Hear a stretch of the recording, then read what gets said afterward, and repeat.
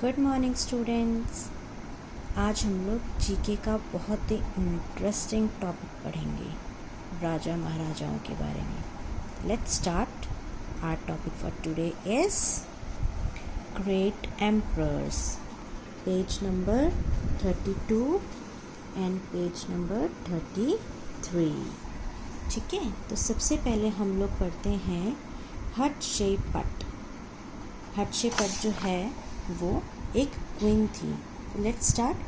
हटशेपट was one of the few female rulers of ancient Egypt, reigning from about 1473 to 1458 BCE.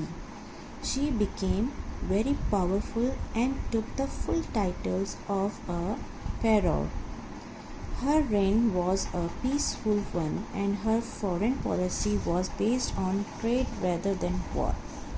सबसे पहले हम लोग समझते हैं ये BCE क्या होता है।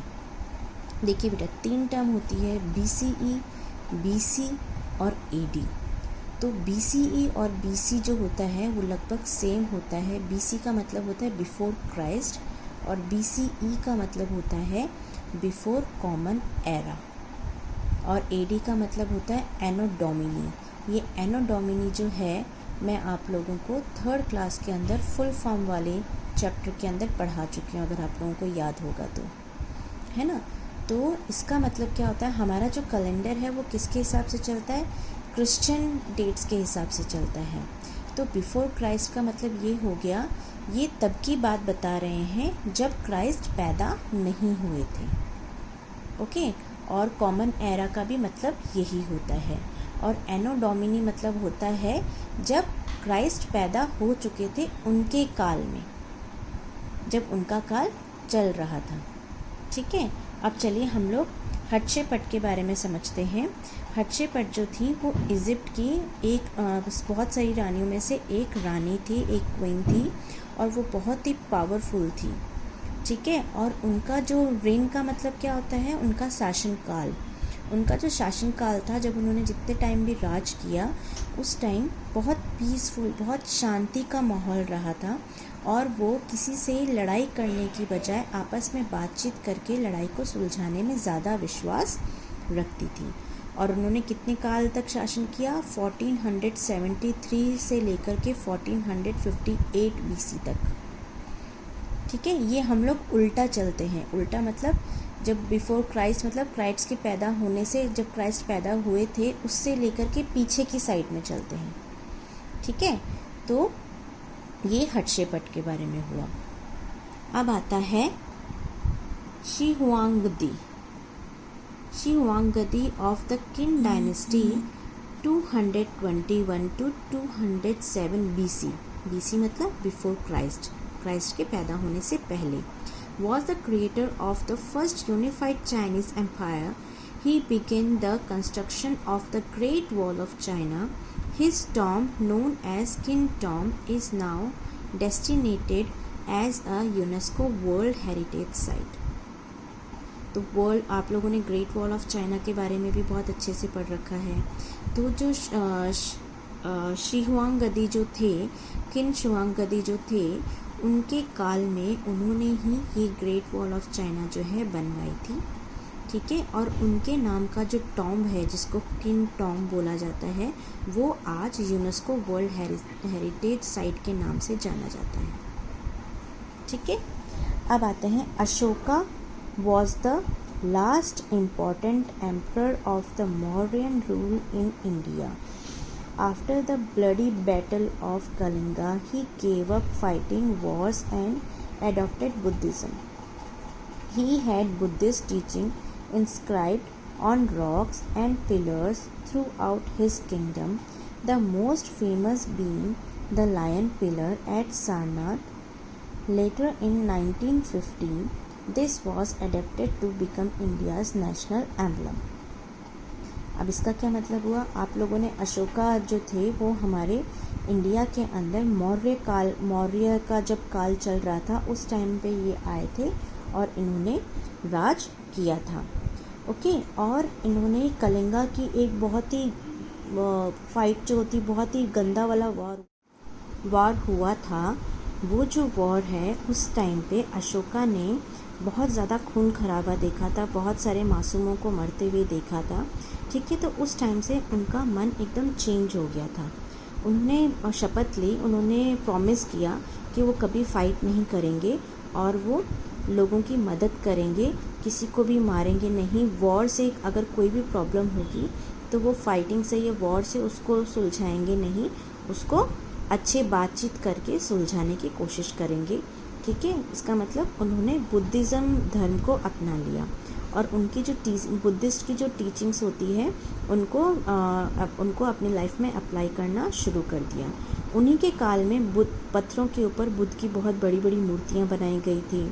ठीक है, और आप लोगों ने अपने जो नोट होते हैं, जितने भी नोट होते हैं, जितने भी कॉइन्स होते हैं, आप उनमें देखना वो तीन शेर वाला जो एम्बलम होता है, पिलर होता है, वो आपको दिखाई देगा। एक्चुअली वो 3 नहीं, वो 4 शेर हैं चारों तरफ, लेकिन नोट के ऊपर 3 ही दिखाई देते हैं।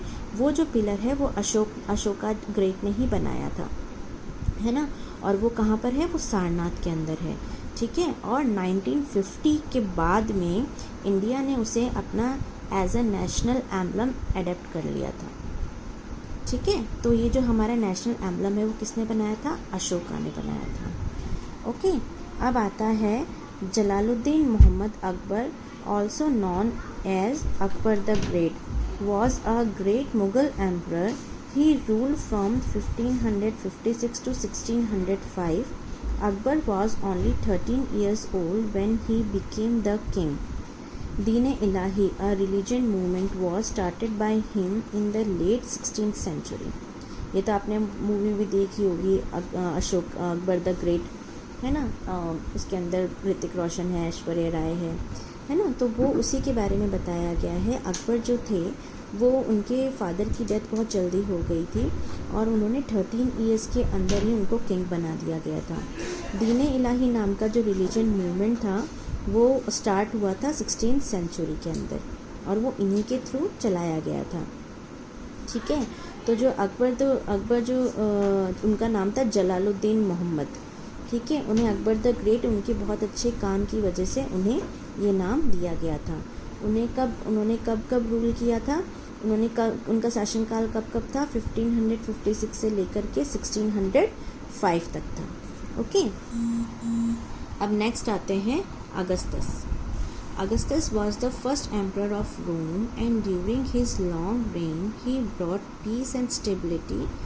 Born as Gaius Octavius, he took the name Augustus, mean lofty or serene.